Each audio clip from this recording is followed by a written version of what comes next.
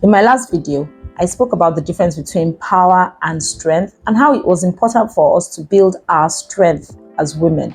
Today, I'm going to be sharing exactly how you can build that strength. I'll start by talking about what strength is not.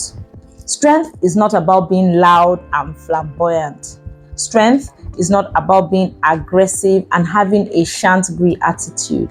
Strength is not about taking on every task, carrying the weight of the world on your shoulders. Strength is not about never feeling tired. Strength is not about not resting or taking a break. Strength is not about being a doormat or taking nonsense. It's about resilience that shows up at the right time. Strength is about having clarity of vision, having clarity of direction, having clarity about your needs, and being able to communicate them without fear. So there are 4 main areas where we need to build strength, and I'll mention them in order of hierarchy, which I'll explain later. Number 1 is physical, number 2 is mental, number 3 is emotional, and number 4 is spiritual. Physical talks about your physical fitness, your health, your personal grooming, self-care, that kind of thing. Mental talks about the intellect, your intellectual capacity, your ability to analyze things, your general knowledge of life and things that are happening around you. Emotional speaks about your emotional intelligence and your emotional capacity. And spiritual talks about your spiritual intelligence, your depth in things of the spirit, your groundedness in scriptures and your knowledge of God, your fervency, your discernment, your wisdom. Now, these things are hierarchical in the order in which they need to be displayed to other people. The first level of strength that you need to display as a woman is physical. That is what will attract people to you. See, your physical attributes are like a gift wrap. It's your outer covering. So I like to share an example. Say somebody said, I got you this lovely meal, your favorite meal from your favorite restaurant, wherever that is. And they brought it out and they gave it to you. But they now said to you, oh, I'm so sorry.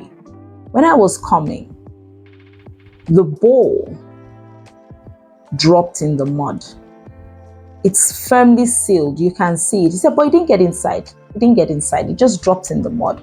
So you have this really dirty, filthy bowl, muddy. But you know that inside it is your favorite meal. They've sworn to you that no, it didn't touch, it didn't get inside. And you can even see that the mud didn't even get to the top. It was just, at the sides of the bowl. Would you be interested in that food? Be honest with yourself. The truth is, your physical attributes are the things that first attract people to you. You may be smart, you may be intelligent, you may have all this spirituality and everything, but nobody's going to get to see that, or very few people are going to get to see that if you've not taken care of your physical self. As women, we cannot afford to neglect our physical self. Your grooming, how do you look? Do you take care of yourself? Your self-care, how you look when you go out, your dressing, your health, how healthy are you? See, no matter how smart you are, no matter how intelligent you are, you will only remain alive for so long if you are unhealthy, if you don't take enough rest, if you don't take the right meals, if you are careless about what you eat, if you are consuming unhealthy meals. It's only a matter of time before the container that is carrying all that intelligence, all that wisdom, all that knowledge, all that fervency is dead. Nobody is going to be attracted to it. Nobody is attracted to illness, and nobody wants a liability. You won't even have the opportunity to share that knowledge and showcase what is on the inside of you if your physical self is not taken care of. On the next level is mental.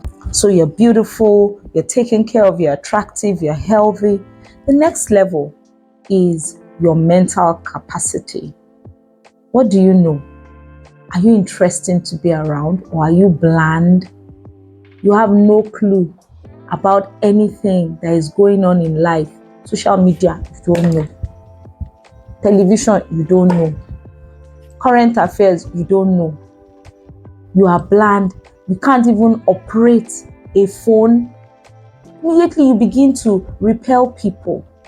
There was this stereotype that used to go around in the West in days of yore about the dumb blonde. It was almost as though once you meet a beautiful woman, she's dumb. She doesn't have anything in her head. That should not be the case with women. And it was because some women paid so much attention to their bodies, to everything, but they did not build their mental capacity. They had nothing in their heads. So you are discussing topical issues with them, they have no clue. Nothing. I'm not talking about being attractive to men. I'm talking about being attractive as a human being. If you sit with me as a person, you can't just be talking about makeup, the latest wig, the latest wig. After a while, it becomes boring. What else do you know about life? You need to build your mental capacity as a woman. We need to know that beyond what you look like, beyond the attractive person that we see on the outside, you have brain. There's something up there. And so that's the mental level. The next is the emotional level. Now, it has been shown, proven over and over again, and there are studies to show this. You can look it up on Google, that emotional intelligence is a much higher factor in life success than IQ. So being book smart is not enough to get you through life. Someone who is emotionally intelligent is more likely to make a success of their life than somebody who is just book smart, somebody who has a general knowledge of things, who is intelligent and has all these facts and figures. You have to be emotionally intelligent. Now, what does emotional intelligence mean? Let me put it simply, and then I'll explain it a little more deep. Emotional intelligence talks about your ability to read the room.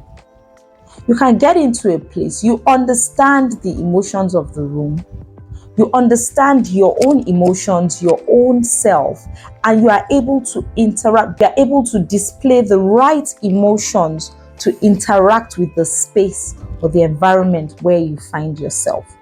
Just like IQ, that's the mental intelligence quotient, your book smartness, means that when they ask you a question about physics or something, you are able to answer smartly, give them the right answer that suits the particular question they ask.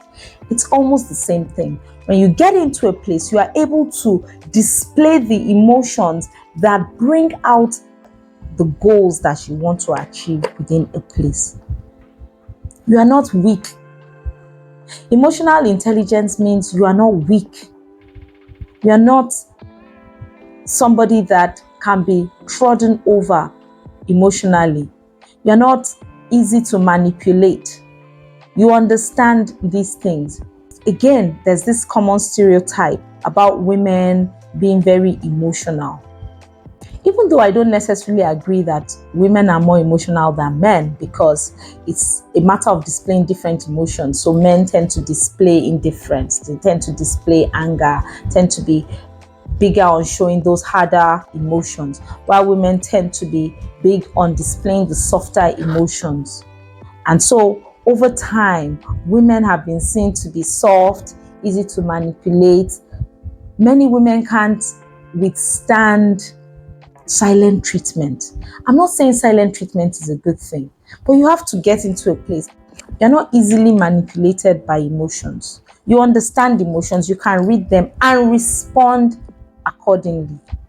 Emotions don't control you. You know how to apply them. That is emotional intelligence. You are able to communicate without fear. You are able to communicate without getting overly emotional. Remembering that communication is not just about words. So imagine you're trying to speak with your child about something serious and you're telling them all the serious issues, but you're smiling and saying it in a soft way, and the child is not going to take you serious. What I'm trying to say is you're saying the right words, but you're displaying the wrong emotions for the time. So it's about being able to read the emotions of others and harness your own emotions to achieve the results that are necessary. And it's a skill that can be learned. Now, on the highest level of strength, we have spiritual strength. Spiritual strength refers to your groundedness. Usually, it forms the basis of every other thing, and I'll explain. But first, let me talk about spiritual strength. Spiritual strength talks about your groundedness in the things of the spirit. See, in case you don't know, human beings are spiritual. The most successful people on earth are very spiritual. All these things we call groundedness, yoga, consciousness is all part of spirituality. Getting in touch with your inner self is all part of spiritual activities that people carry out. How grounded are you spiritually? What do you know about the spiritual? What do you know about God? What do you know about the scriptures? Are you waiting for some pastor or for your husband to tell you what you should know about God? Some women have no spiritual intelligence at all. They are waiting. My husband is whatever he tells me. And people get into trouble because of these things. Because they don't know anything when it comes to spiritual matters. Typically, women are easier to manipulate spiritually than men. The Bible talks in Timothy about silly women laden with sin who are easy to be led about and deceived by false prophets. This is the typical thinking about women. Be strong. Build your capacity spiritually for yourself.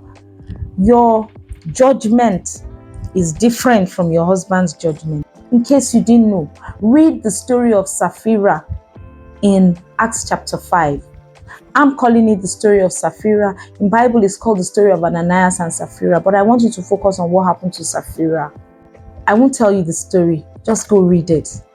Now, in terms of relationship with people, we start from the physical because that's what they see first. That's kind of what attracts them. Then they come nearer. They see, oh yeah, she's not just beautiful, she has brain. And then they discuss deeper. They find out that, wow, this woman has emotional strength. And then they go to an even deeper level. And then they find out that, man, this woman is deeply spiritual. But in terms of application for us, it's from the inside out. The stronger a woman is and the more her spiritual stamina, it's going to inform how she reacts on every other level. She's more likely to be emotionally stable. Not only that, because of her spiritual prowess, she's more likely to have a better idea of how to interact with her world, and she's more likely to take her physical capacity serious. See, that spirituality just puts everything in the right place. It helps us to set things right. It will give you the right perspective on all other things. And so spiritual strength is at the base of everything else. If you are emotionally intelligent, you will understand how people view you. You will understand how people read you.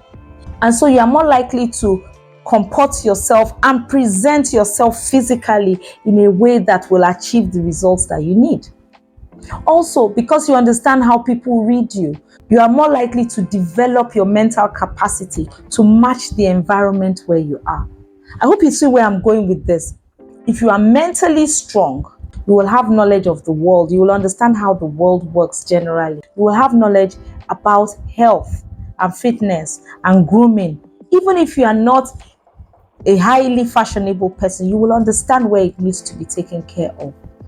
And if you have all this, you are more likely to put things in the right perspective and take care of your health and your physical appearance better. Believe me, if you have strength in these 4 areas, like I said in my last video, which you should watch if you haven't done so, you will be indomitable. You will have an unconquerable spirit. You will understand life and you will go through it with a certain strength. You will be stable. You won't be a pushover. You won't be a walkover. And the earlier you begin to build these things, the more successful you are likely to be with your life. If you're a young lady and you have good emotional and spiritual intelligence, you're less likely to make mistakes when you're choosing a life partner. If you are married, I'm sure you know the importance of taking care of your grooming and building your capacity in that area.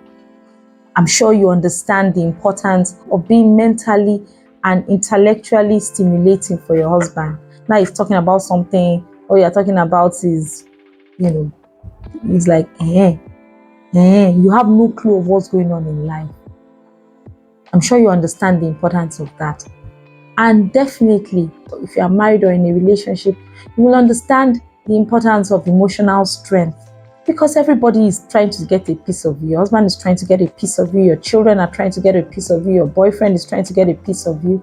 You understand that your parents, everybody around you is trying to get a piece of you. You cannot give in to your emotional whims. You cannot choose to be weak. You cannot afford to be weak. You would have understood the importance of that. And in case you didn't know, you should by now understand the importance of spiritual strength. Start to understand it from a young age. Start to understand it from a young age. Start to understand it from a young age. There are some parts of intelligence that will come to you better as you go older, or you don't have to wait until you are old to start developing those things.